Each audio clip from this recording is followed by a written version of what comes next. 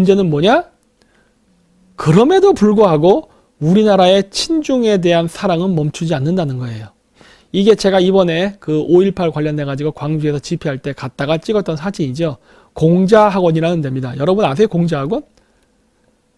공자학원. 이거는 호남대학교예요. 그래서 공자학원 오른쪽에 차이나 센터라고 해서 중국과 친해지기 센터, 중국 요하 종신학교 이렇게 중국과 친해지기 센터라고 이런 게 만들어져 있네. 전라도 사람들 왜 이렇게 중국 좋아할까? 난 이게 이해가 안 돼요. 그래서 이렇게 하는데, 여러분, 이 공자학원은요, 그 중국의 스파이들이 그 합법적으로 교육 비자를 통해서 올 수 있게끔 하는 창구입니다. 여러분, 그 외국을 갈 때는 비자가 필요하잖아요. 근데 그 비자를 받을 때 관광 비자 같은 경우 뭐 한국 사람들도 뭐 1, 2개월, 3개월까지 무비자로 왔다 갔다 하지만 장기 체류할 때는 비자가 필요합니다. 이제 뭐 일반적인 워킹 비자. 근데 그 취업 비자는 굉장히 어렵죠. 그 다음에 할 수 있는 게 뭐 이제 유학 비자예요. 물론 그래서 중국 스파이들이 유학생으로 많이 옵니다. 그리고 또 하나 하는 게 바로 이런 이거 워킹 비자죠. 이렇게 연구원이라든가 교수란 형식으로 오는 이런 것들이에요. 이런 걸로 해서도 많이 옵니다.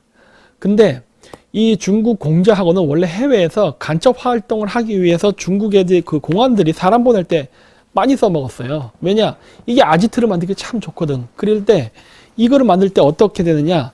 이거를 유치하는 그 대학교는요, 중국 정부로부터 보조금을 받게 됩니다. 그러한 목적으로 해서 공자학원을 받아들인 경우가 굉장히 많아요. 그리고 특히 지방대학일수록 그래요. 우리나라도 저출산 고령화 때문에 그 많은 젊은 학생들이 다 서울이라든가 경기권으로 몰려버렸습니다. 그리고 이제 대학 들어가기가 쉬워졌어요. 저 때만 해도 대학을 들어가는 게 그때 우리 고등학교 때 한 학급의 인구가 지금은 안 그럴 테지만은 저희 때에는 50명 정도 됐어요. 저 국민학교 때는 120명이었어요, 한 반이. 그리고 고등학교 때에는 60명, 50명에서 60명 정도가 한 학급에 그 정도 숫자가 있었는데 그 숫자 중에 그 전문대까지 다 포함해서 대학교에 입학하는 숫자가 15명이었어요. 그러니까 나머지 45명은 대학을 못 간다는 소리입니다. 인서울 같은 경우는 한 학급당 3명에서 5명 정도였습니다. 그 정도로 어려웠어요, 저희 때는. 근데 요즘은 저출산 고령화 때문에 제가 알기로는 그 우리나라의 그 대학교들이 그 예전처럼 그렇게 많이 고등학교에 그 학생들이 대학교 못 들어가는 경우는 없는 걸로 알고 있어요. 어떻게든 다 들어갈 수 있는 걸로 알고 있어요. 그래서 그 애는 적고 대학교는 옛날 때 많이 만들어 놓다 보니까 지방대학교가 학생 수가 부족해서 망하는 겁니다. 그러다 보니까 얘네들이 학교를 유지하기 위해서 유치한 게 바로 외국인 학생이에요. 근데 그 외국인 학생이 다 중국 학생입니다. 거의 90%라 해도 과언이 아니에요. 그래서 중국인 학생들을 받아서 재정을 확보하죠. 근데 그것도 중국인 학생들로부터 학비를 받아서 확보하는 게 아니라 정부 자금, 세금으로 메꾸고 있죠. 그것도 병신 같은 짓 하는 거죠. 미국이나 영국처럼 외국인 학생들한테 최소한 2~3배의 학비는 못 받을지언정 한국인 학생과 같은 금액의 학비 정도는 받아야 될 거 아니야.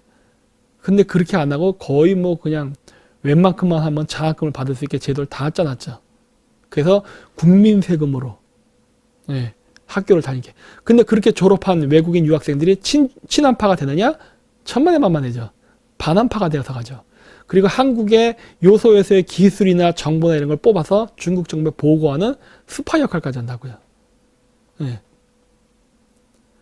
그래서 그런 것들을 만드는데 공자학원이 거기에 중심에 있어요.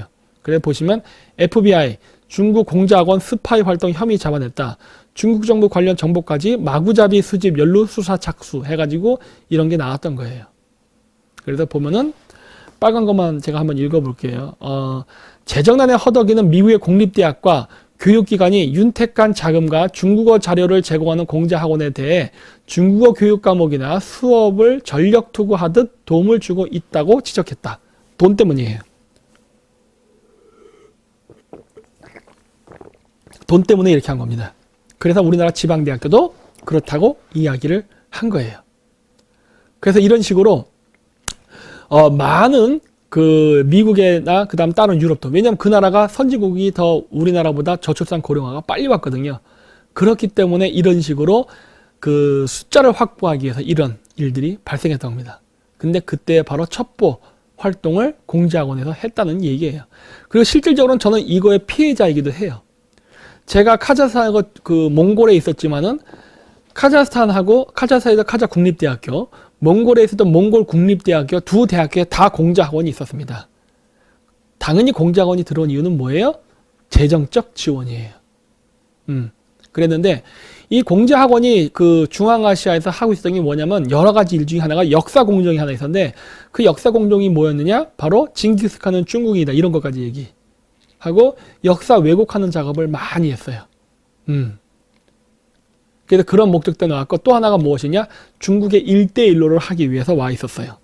그래서 공자학원을 중심으로 거기에 파견 나온 그 학생, 그 교수들이 중국의 입맛에 맞는 1대1로 프로젝트라든가 이런 것들을 가르치고 그리고 많이 홍보하고 한 작업을 했습니다. 그런데 제가 거기서 중국의 1대1로와 반하는 논문을 쓰니 저를 가만히 내뒀겠습니까? 그래서 저를 엄청 방해했죠. 네, 제가 졸업을 못하게.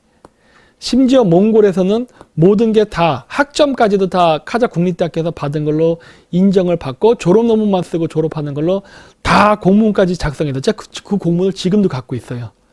해서 몽골 국립대학교를 갔는데 얘네들이 그거를 다 인정하지 않고 모든 걸 원점으로 돌려서 몽골 국립대학교에서 처음부터 끝까지 다시 공부를 해야지 졸업장을 준다는 걸로 조건을 바꿔버렸어요. 그렇게 하면 제가 포기할 줄 알았나 보지. 아, 더러워서 시장 나 돌아갈래 하고. 그랬는데 제가 끝까지 남아가지고 졸업 논문 써서 졸업을 해버렸죠. 그랬더니 그거 가지고 엄청 제가 힘들었어요. 제가 마지막 졸업을 할 때 제가 졸업 논문 심사를 1년에 한 번씩밖에 못 봤어요. 왜? 방해하는 바람에 교수들이.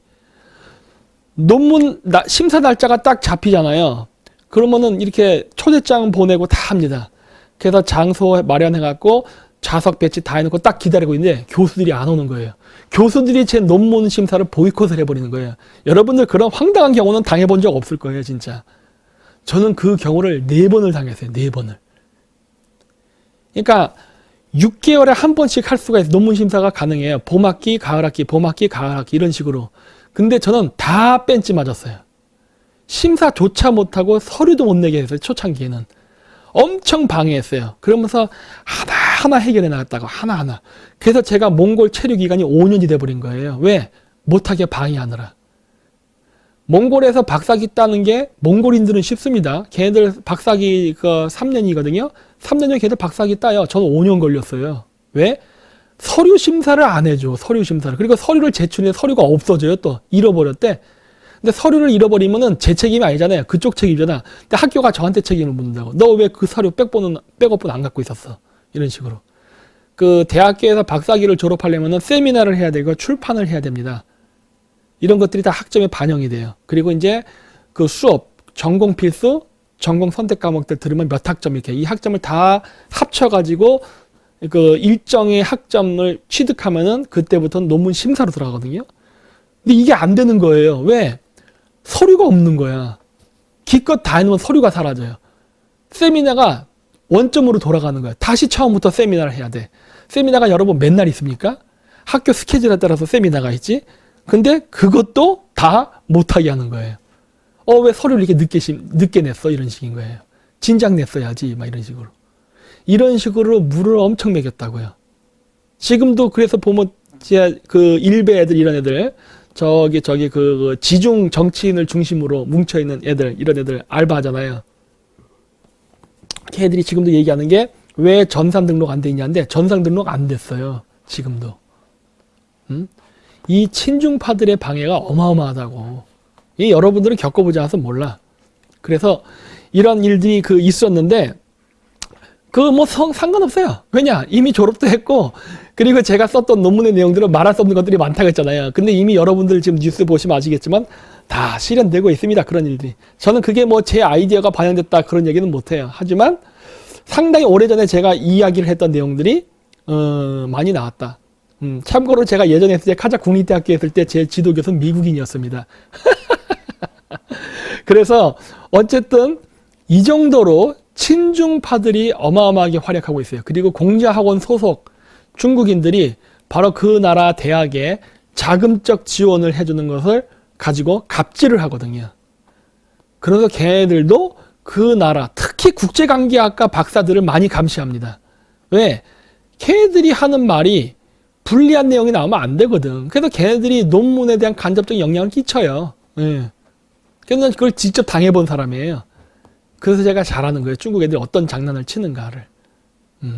그래서 이런 식으로 많은 영향을 끼치고 있고, 그 다음에 실질적으로 간첩 활동은 지금도 일어나고 있다 해요. 그리고 화웨이가 그러한 간첩 활동을 하는 사람들에게 재정적 지원까지도 해줬다는 거예요. 그러니 이런 애들을 어떻게 믿고 화웨이 전자장비를 까냐는 겁니다. 그리고 저번에 제가 얘기했죠? 우리나라에 외국어 특기로 해가지고 경찰이 되는 경우가 있다. 그게 바로 조선족이다. 조선족이 들어와 있는 상태에서 우리나라에 도대체 저는 잘 모르겠어요. 그러니까 우리나라도 그런 것 같은 거예요.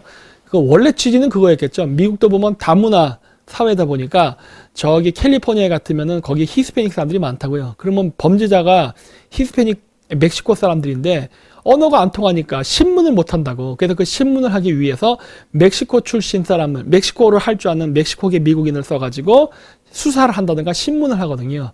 그러니까 원래는 그런 취지를 했던 것 같은데 중국 공산당은 그런 애들이 아니잖아요. 그래서 그러한 한국의 법제도를 이용해서 역으로 이용한다고요.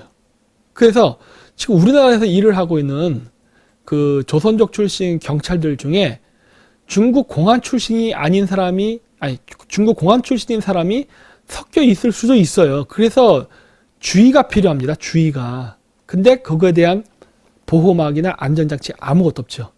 그런데 그런 애들이 화웨이가 깐 그 전자통신 장비가 우리나라 경찰서, 소방서까지 다 연결된다고 하니 만약에 그 중에 중국 정보국이나 수사국 출신 조선족이 우리나라에 이렇게 들어와서 경찰로 위장 취업해 들어와 있다 하면은 우리나라 정보기관을 마음대로 해킹할 수 있어요. 그렇죠? 해킹만 가능한 게 아니라 테러까지 일으킬 수 있습니다. 심한 경우에는.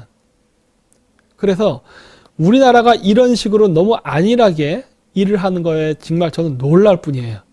어쩌면 이렇게 안보의식이 없는가.